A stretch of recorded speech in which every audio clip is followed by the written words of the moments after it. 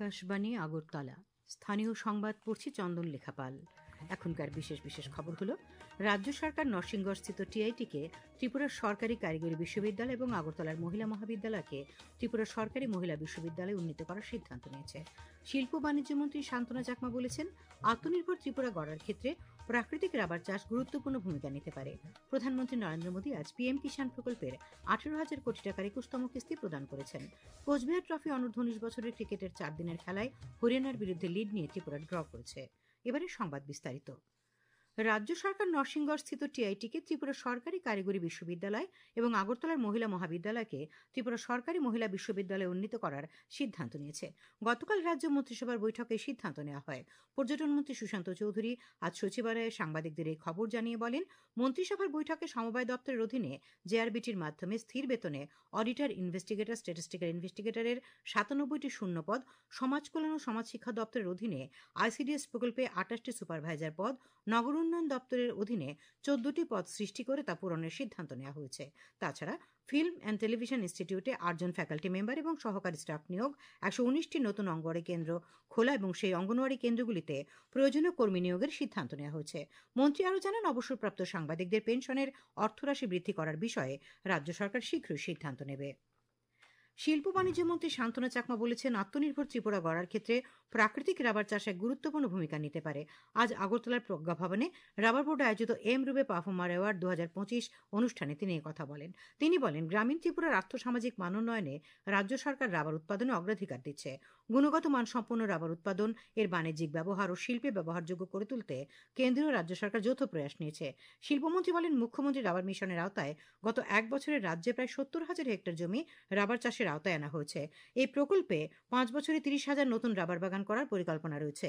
ইতিমধ্যে দক্ষিণ ত্রিপুরা শান্তির বাজারে দেশের তৃতীয় এবং রাজ্যের দ্বিতীয় রাবার পার্ক গড়ে তোলা হয়েছে।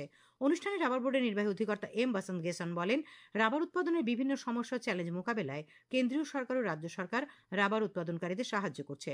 তিনি বলেন, রাবার চাষের এলাকার আয়তন উৎপাদনের ভিত্তিতে কেরালার পরে দ্বিতীয় বৃহত্তম রাজ্য ত্রিপুরা। অনুষ্ঠানে শিল্প বাণিজ্য সচিব কিরণ গিত্তে বলেন, রাবার চাষ ত্রিপুরার অর্থনীতির অন্যতম মেরুদণ্ড। বহু পরিবার এর সঙ্গে জড়িত। অনলাইন প্ল্যাটফর্ম এম রুবের মাধ্যমে রাবার বেচাকেনা করা, রাবার উৎপাদনে শ্রেষ্ঠত্বের নিরিখে আজ 6টি ক্যাটাগরিতে পুরস্কার প্রদান করা হয়।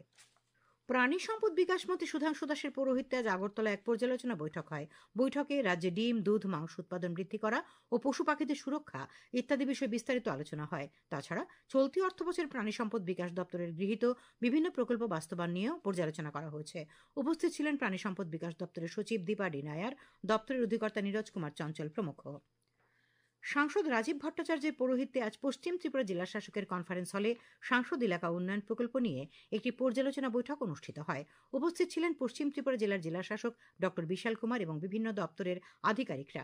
বৈঠকে পশ্চিম ত্রিপুরা লোকসভা আসন এলাকায় বিভিন্ন উন্নয়নমূলক প্রকল্পের কাজের অগ্রগতি নিয়ে পর্যালোচনা করা হয়। ঊনকোটি জেলার কুমারঘাটের দারচুই এডিসি ভিলেজ মাঠে আজ দার্লং জনজাতি সম্প্রদায়ের ঐতিহ্যবাহী পাউলকুট উৎসব অনুষ্ঠিত হয়। সামাজিক সংগঠন দার্লং জেউনথাতক ইনপুই বা DZI এবং রাজ্য সরকারের তথ্য সংস্কৃতি দপ্তর যৌথভাবে এই উৎসবের আয়োজন করে। উদ্বোধন করেন DZI সংগঠনের সভাপতি থামুয়ানা দার্লং। জমির ফসল গড়ে তোলার পর যে আনন্দ উচ্ছ্বাস হয় তাকে ঘিরেই এই উৎসবের আয়োজন। উৎসব উপলক্ষে 12টি প্রদর্শনী মণ্ডপ খোলা হয়। এখানে দার্লং জনজাতির চিরাচরিত আবাসগৃহের সংস্করণ, তাদের ব্যবহৃত পোশাক পরিচ্ছদ, শিকারের উপকরণ সহ ঐতিহ্যপূর্ণ কৃষ্টি ও সংস্কৃতিগত ভাবধারা তুলে ধরা হয়েছে। তাছাড়া দলগত এবং একক সঙ্গীত ও নৃত্যকলাও সেখানে পরিবেশিত হয়। প্রদেশ কংগ্রেসের উদ্যোগে আজ আগরতলার প্রদেশ কংগ্রেস ভবনে প্রাক্তন প্রধানমন্ত্রী প্রয়াত ইন্দিরা গান্ধীর জন্মবার্ষিকী যথাযোগ্য মর্যাদায় পালন করা হয়।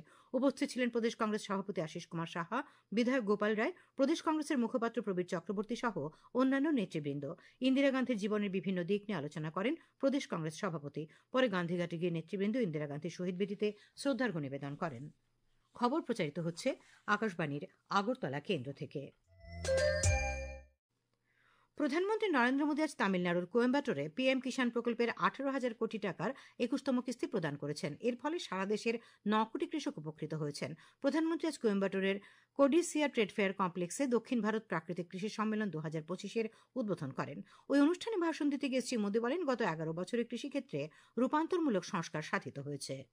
बीते 11 वर्षों में देश के पूरे कृषि सेक्टर में बहुत बड़ा परिवर्तन हुआ है। हमारा एग्रीकल्चरल एक्सपोर्ट करीब करीब 2 गुना हुआ है। खेती को आधुनिक बनाने के लिए सरकार ने किसानों को मदद देने का हर रास्ता खोला है। हमारी मिट्टी की फर्टिलिटी और क्रॉप में न्यूट्रिशनल रिवाइवल के लिए हमें नेचुरल फार्मिंग के रास्ते पर बढ़ना ही होगा। ये हमारा विजन भी है और हमारी जरूरत भी है। तभी जाकर हम अपनी आने वाली पीढ़ियों के लिए अपनी बायोडायवर्सिटी को संरक्षित रख पाएंगे। প্রধানমন্ত্রী বলেন, কিষাণ ক্রেডিট কার্ডের মাধ্যমে কৃষকদের 10 লক্ষ কোটি টাকারও বেশি সহায়তা দেওয়া হয়েছে। তিনি বলেন, জৈব সারের উপর জিএসটি হ্রাস কৃষকদের উল্লেখযোগ্যভাবে সাহায্য করেছে। তিনি উল্লেখ করেন যে দেশের যুব সমাজ এখন কৃষিকে একটি আধুনিক এবং বিস্তৃত সুযোগ হিসেবে দেখছে। প্রধানমন্ত্রী বলেন, উন্নত ভারতের জন্য একটি ভবিষ্যৎমুখী কৃষি ব্যবস্থা তৈরির জন্য সম্মিলিত প্রচেষ্টা প্রয়োজন। অনুষ্ঠানে কেন্দ্রীয় তথ্য সম্প্রচার প্রতিমন্ত্রী ডক্টর এল মুরুগান বক্তব্য রাখেন। প্রধানমন্ত্রী কৃষকদের সঙ্গে মত বিনিময় করেন। তিনি 5 জন বিশিষ্ট প্রাকৃতিক কৃষি বিশেষজ্ঞকে সম্মান জানান। প্রধানমন্ত্রী তামিলনাড়ু, কেরালা, অন্ধ্রপ্রদেশ এবং কর্ণাটকের কৃষকদের কয়েকটি মণ্ডপ পরিদর্শন করেন। প্রধানমন্ত্রী তার আগে আজ সকালে অন্ধ্রপ্রদেশের পুট্টাপাট্টিতে ভগবান শ্রী সত্য সাই বাবা শতবর্ষ উদযাপনে অংশগ্রহণ করেন। এ উপলক্ষে তিনি মুখ্যমন্ত্রী এন চন্দ্রবাবু নাইডুর সঙ্গে ভগবান শ্রী সত্য সাই বাবার জীবন, শিক্ষা এবং চিরন্তন উত্তরাধিকারকে সম্মান জানিয়ে একটি বিশেষ 100 টাকা স্মারক মুদ্রা এবং বিশেষ ডাক টিকিট প্রকাশ করেন। সেখানে আয়োজিত অনুষ্ঠানে প্রধানমন্ত্রী বলেন, গত 11 বছরে 100 কোটি নাগরিককে সামাজিক সুরক্ষা প্রকল্পের আওতায় আনা হয়েছে। প্রধানমন্ত্রী কৃষক সম্মান নিধি প্রকল্পের 21তম কিস্তি হিসেবে আজ গোমতী জেলার 32,955 জন কৃষকের ব্যাংক অ্যাকাউন্টে 6,59,10,000 টাকা দেওয়া হয়েছে। বিশ্ব মৎস্য দিবস 2025 মাসের 21 তারিখে নতুন দিল্লির সুষমা স্বরাজ ভবনে পালিত হবে।